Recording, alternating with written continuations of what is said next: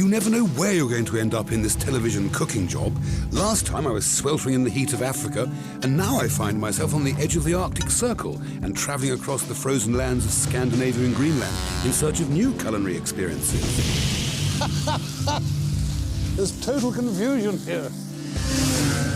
And as you'll see, I've come to cook everything from reindeer to the Scandinavian delicacy, the wild salmon.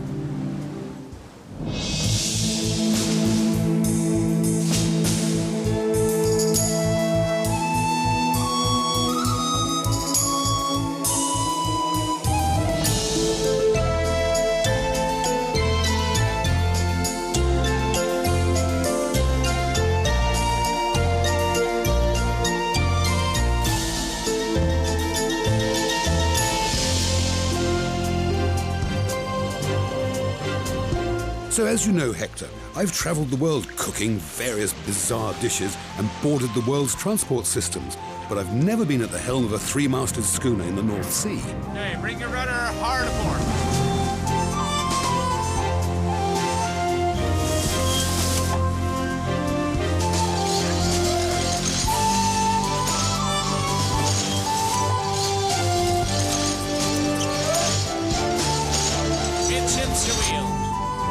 At this moment, I'm in fact off the Norwegian coast, competing in the first leg of the Cutty-Sark tall ships race. So although it looks like I'm posing for the camera, I'm not. This is serious stuff. We're actually speeding along at 12 knots and about to tack to catch the wind.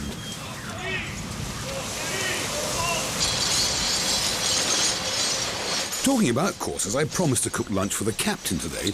You know how it is, Hector. Last night I was invited to the captain's quarters where we opened a bottle or two of aquavit, a local brew made of spirits blended with herbs, and talked of howling gales, deeds of daring do, brave seamen and waves the size of the Empire State Building and so on and on, when, in my excited state, I talked of cooking for the entire crew of 161 people, a full banquet.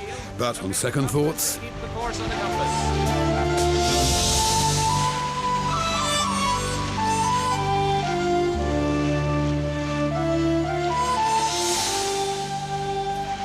Thank God the storm has abated. Do you know, last night it was so rough that in the captain's stateroom, the steward had great difficulty in pouring the drinks without spilling them. There were waves with teeth like bananas. It was a hell of white foaming water. Anyway, thank God, as I say, it's all calmed down. Someone's fallen over, but you know what these sailor boys are like, girls. And so my job today is to cook something tasty and substantial and fulfilling for the captain. And as on all ships, big or large, you just don't want to overcomplicate the thing. You want something which is really good in one pot. That's the way to go, as with dinner parties at home. Don't overcomplicate things, don't over-egg the omelette. Anyway, if you'd like to have a look at my ingredients, I've got some pieces of mutton, pieces of chicken, saffron, bay leaves, carrots, courgettes, tomato puree, ginger, garlic and chickpeas. And the first thing we have to do, and I've got some onions somewhere too, is to brown my meat in this big pot.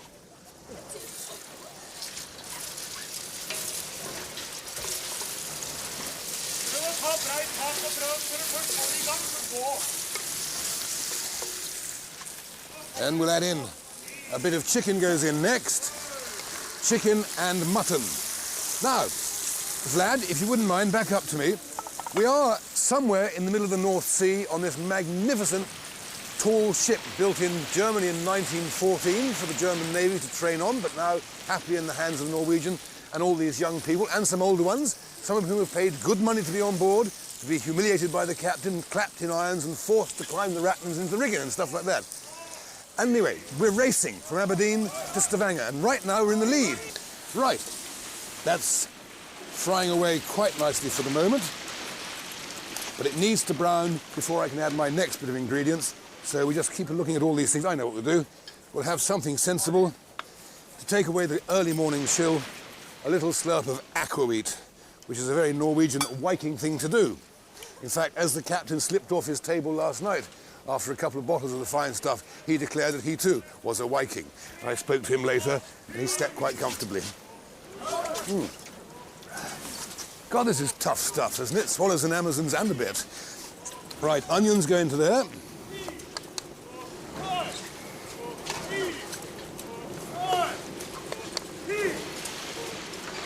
Then we'll put in some garlic.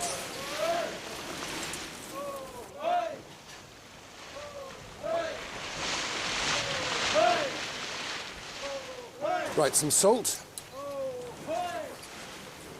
Some tomato puree.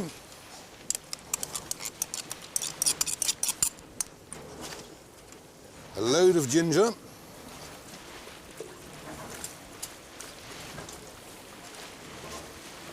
The beauty of this kind of a dish on a ship is that once you've put all the ingredients in, you can just whack the lid on, set it on a gimbaled stove if you have one, and wander on with your business. Come back an hour and a half later and you've got a wonderful meal.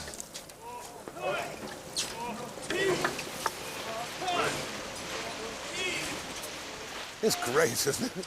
I love it. I absolutely love it. Right,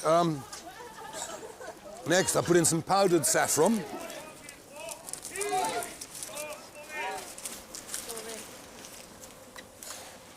Then some stock or water.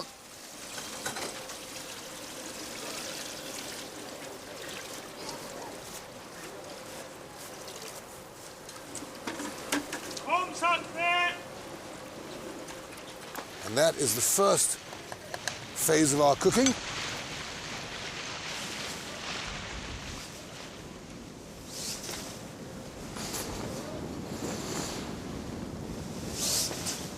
The schooner is called the Statsrod Lemkel from Bergen, and today it's run as a school for people who want to try their hand at seamanship, or perhaps I should say sea-personship to be politically correct, since many of the crew are women. You can also pay a couple of £100 a week to crew the ship, but this means you don't lounge around drinking cocktails, but you get to climb the rigging, scrub the decks, and sing yo-ho-ho songs, me hearties.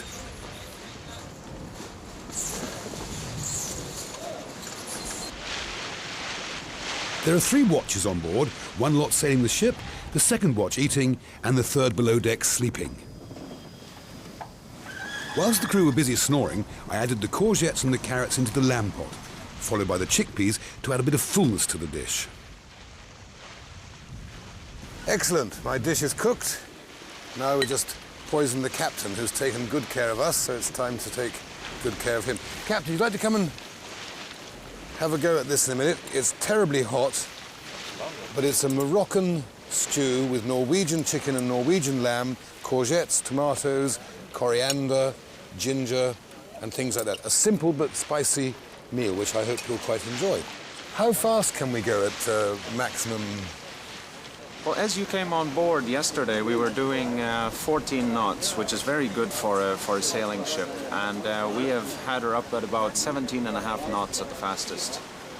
And that gives you quite a feeling of the surge without any noise. Now, can you sail this ship with just your crew without all the guests on board? No, or? we can't. You can't? We can't. We have to have at least 60 trainees in addition to our own permanent crew. Right. And as you've seen them running about here, the heaviest sail that they have to hoist at any one time could be about 2.5 tons. Good Lord. And that'll take 40 people on one line just to pull that up. I think I'll stay with cooking. And I know you can't drink, but you taste that and see how it gets on. I'm going to have a quick swig of aquavit.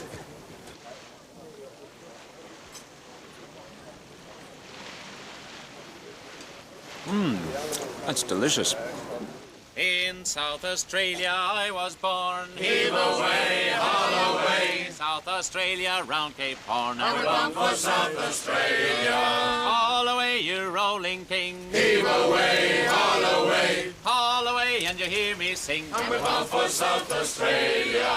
Well, I skipped her up and I skipped her down. Heave away. I hope we're not bound for Australia. It could be weeks before we come ashore, and the pubs are open in Stavanger, which is just up the road. Or should I say coast?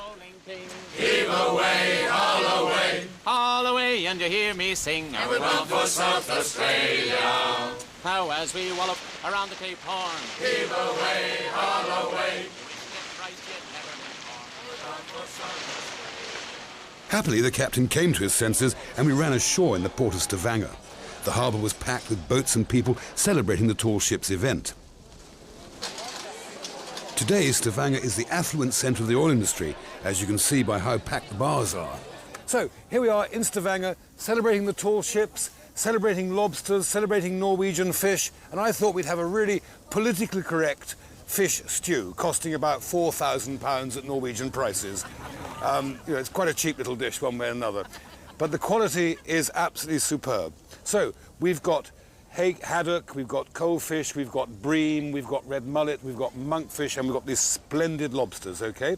That's the celebration for the tall ships race, and because Stavanger is on holiday. Stavanger, although they're looking very quiet at the moment, have been at the moonshine all day, I can assure you, despite the difficulties of actually getting into the pub before 3 o'clock.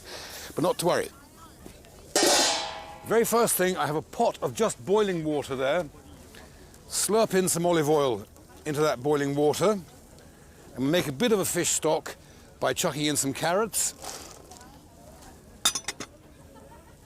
some leeks, some celery, more celery, onions, bay leaves. It's all right, he's from Oslo, he's okay. Peppercorns, and a little bit of salt. These we can just throw out of the way over there. And because of this sort of Viking attitude they have there, they've been at it all day, so I'm going to start. It's 8 o'clock at night, and I think it could be a long one way and another. So that's really quite good. We would have to be a late starter. Right. We've got a basic stock now with the vegetables, the water, a little bit of olive oil, and I suppose to be really fair to the fish, we ought to give them a drop as well.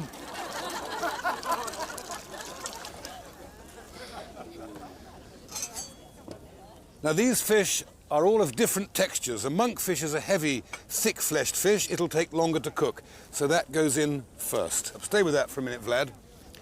Then we'll pop in a bream. Give that a moment or two. Little haddock and a little saithe.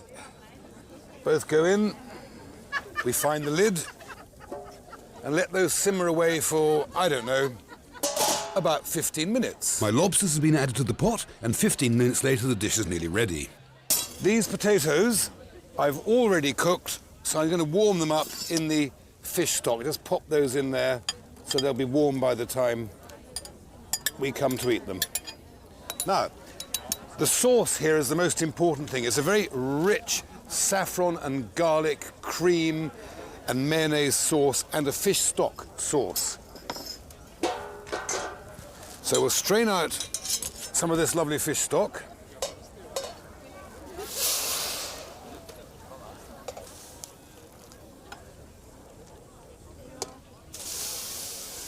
Right.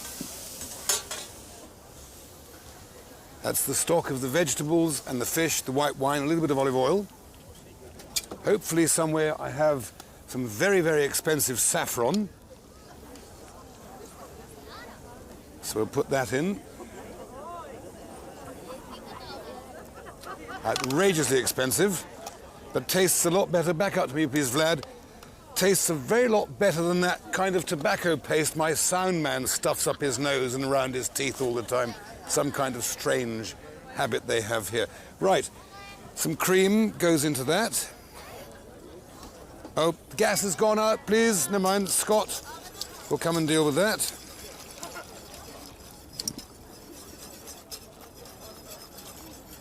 Cream into the fish stock and the saffron. We'll try and retrieve our fish from the bottom of the pan here. There's a bream.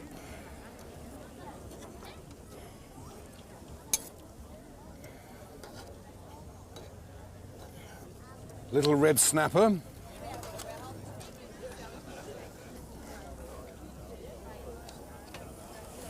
Fish in there.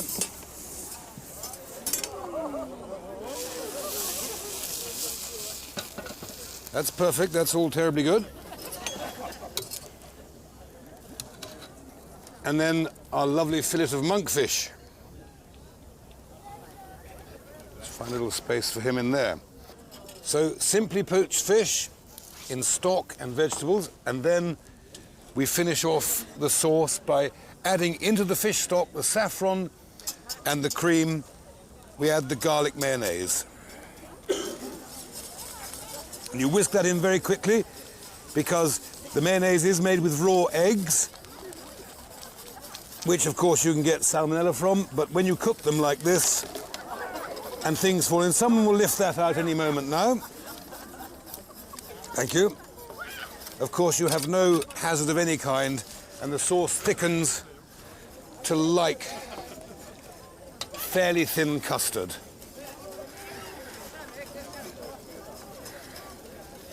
Whisk all the time so the eggs don't separate.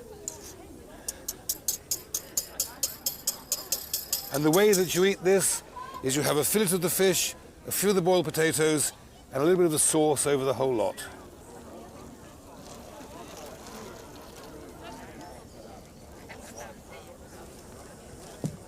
On top of that,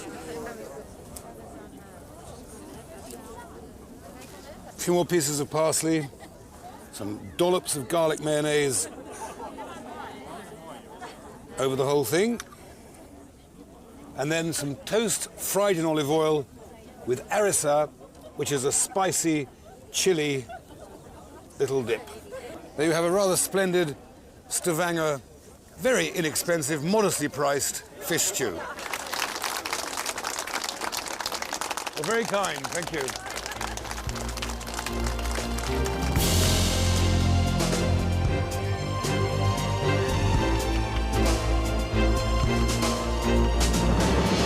Through the magic of television and a clever travel plan, we are now approaching the remote island of Rust, north of Norway, the outermost island in the archipelagos.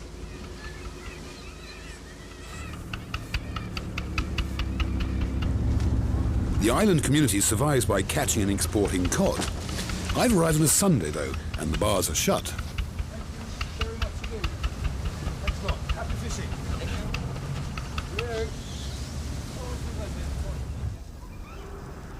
For hundreds of years, the fishing community has put up with this hostile environment for the sole purpose of catching the Arctic cod, which has battled the elements to arrive along the coast of Rust to breed. Once caught, the fish are gutted and then hung out to dry on the wooden racks which cover the island.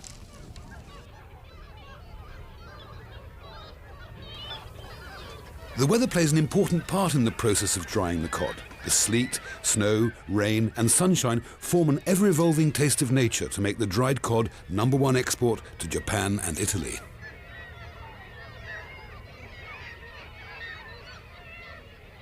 This is a cod.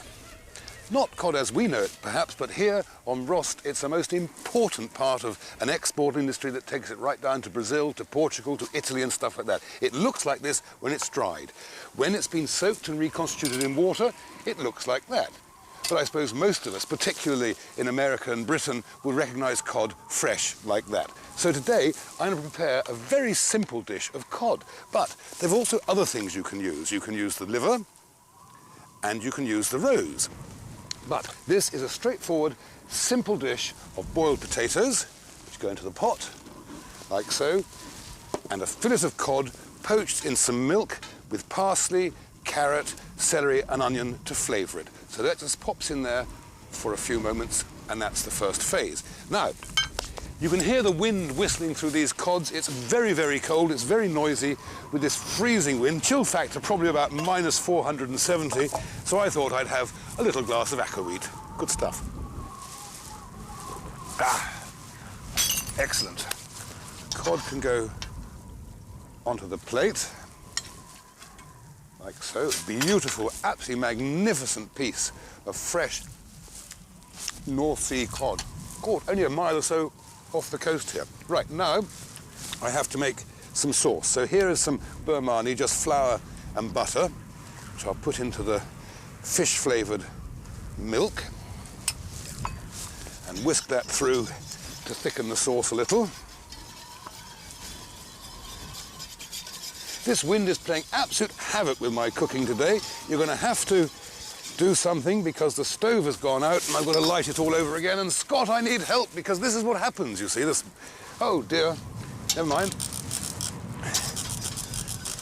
Brilliant, that's it, that's fine. Right, that doesn't cause a problem because that's the sort of thing that happens, Vlad, on these difficult locations. Then into that we put some good parsley.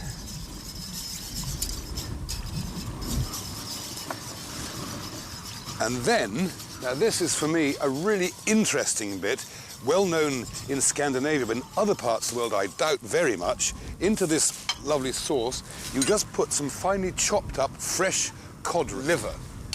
And this is going to really, really enrich this sauce in the most fabulously fishy way. Right, so we let that simmer for a couple of moments. And the next time you see that, it'll be on the plate, presented and looking absolutely fabulous. I'll just keep on stirring away. So Vlad, into the pot, just so there we are. Just let that thicken, and the little bits of cod roe are really going to enrich this fabulous sauce. The parsley and cod's liver sauce is ready.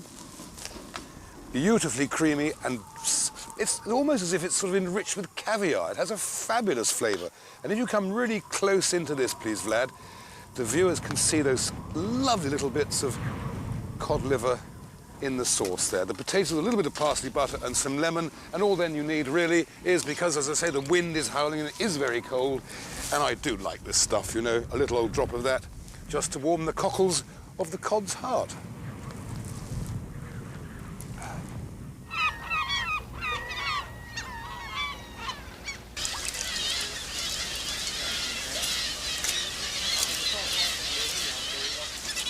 A rather gory ritual on Rust is cutting out the cod tongues. But, as is the tradition of societies living close to the harvest of nature, people have found a use for all parts of the catch. For the children here, it's their heritage to be part of the fishing culture, so they grab any chance to earn some money and become involved in the future of the island's economy. Cod is a very, very versatile fish. We've cooked the main flesh, but this time I'm going to cook the cods. Can you come in, please, Vlad? You'll need to see this. Now I'm going to cook the cod's tongues, which are these little morsels like this, absolute delicacies. And they go into some shallow olive oil. This is a bit of a Mediterranean dish now. Back up to me, please, Vlad.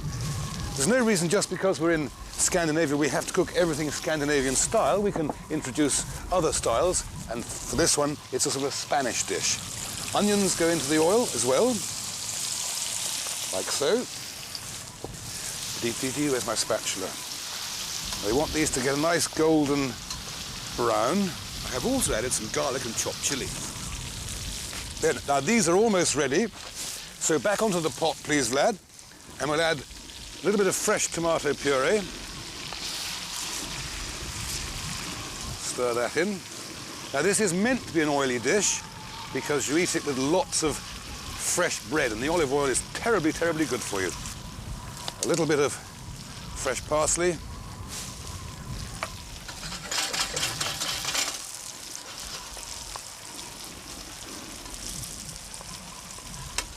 And as simply as that, a little bit of the Spanish Mediterranean sunshine here in freezing Norway.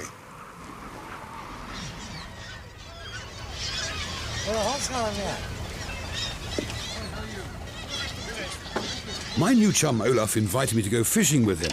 Of course, he can't speak any English, and, well, my Norwegian is not exactly fluent, so we couldn't actually talk.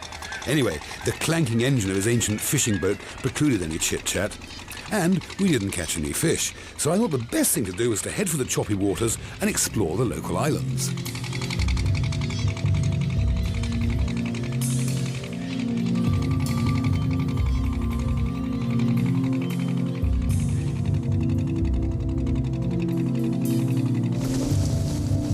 There she blows. Well, not quite, but at least we had a glance at some killer whales feeding. Ahead is Bird Mountain, home to millions of seagulls and the more colourful puffin. The locals call this bird the sea parrot because of its spectacular coloured beak. Yes, you're absolutely right. Up to me, please, Vlad. They are, I'm afraid, puffins. Most of Norway, most of Scandinavia, certainly Britain, and most of the world highly and totally disapprove of eating them. But here on Rost, led by the mayor, they're determined to maintain a tradition which has stretched back for generations, indeed for centuries, of trapping puffins on Puffin Island with six-clawed dogs and eating them. That's what they do. I'm not saying I approve of it. I'm here to reflect what people do, not to judge what people do. Anyway, in here, close up on the pot, please, I've got little lardons of bacon, carrot, celery, and beetroot, frying nicely in a little bit of oil. And then here, some fillets. It's just like pigeon, really, or teal. And they go in to the little mirepoix of beetroot, onions, lardons, little bits of fatty bacon, celery and carrots. We let those just take for a second to seal the flesh. Here they actually tend to cook them by boiling them in water and eating them with cream and peas. It's something I wouldn't really fancy myself. But this way, a kind of a fruity sort of final sauce, made with, interesting enough, some wine which is made at the latitude of 71 degrees up in Finland or something like that. It's wine made from cloudberry. So I'll just try it. It's really rather nice. Very strange. You wouldn't have thought you would have made wine that far north in the Arctic Circle, would you? But you can. Anyway, the breasts are in there nicely now. And of course, because we're in Scandinavia, instead of cognac, we'll use a little aquavit. Now, because these have to be cooked very rapidly, otherwise they'll go tough, we've sealed those and seared those. We'll put them onto our plate here, and we'll assume that this is a hot plate, whereas in fact, it's about -5, so it's cold. But we've come a long way to get to Puffin Island, and we're quite anxious to get back to the pub. So rather than cook these back at home... Where are you going, Vlad? Back here, please, I'm talking to you. Rather than go back home and cook these, we thought we'd do them here, because get the whole day's work over with. A little bit of flour in there to thicken that up. Then a little tiny bit of puffin stock. Oh, sorry about that, I didn't mean to say that. A little bit of chicken stock to make the sauce, like so. Now a little bit of tomato puree. We're going to make a slightly fruity sauce with some wonderful local red currant preserve.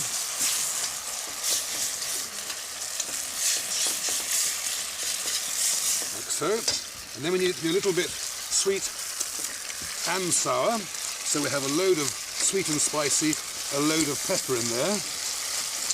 Like that. Enrich it with a little knob of butter.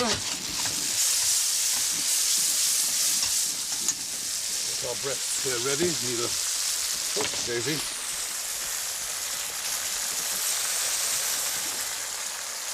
How there's the breast. As I say, it's like pigeon or like teal. It has a strong gamey flavour. And then we just pour the sauce over that. I'll remind you again, doesn't matter, it's only the pepper pot. Remind you again, it's red currants, beetroot, little lardons of bacon, onions, celery and carrots. And actually, I have to tell you, it's damn nice. Here we are. Get your letters out, start writing, but do remember, I told you I'm only reflecting what they do. Thank you and bon appetit. In South Australia I was born. Heave away, haul away. South Australia round Cape Horn. And we're bound for South Australia. Haul away, you rolling king. Heave away, haul away. Haul away and you hear me sing. And we're bound for South Australia. Well, I skipped her up and I skipped her down. Heave away.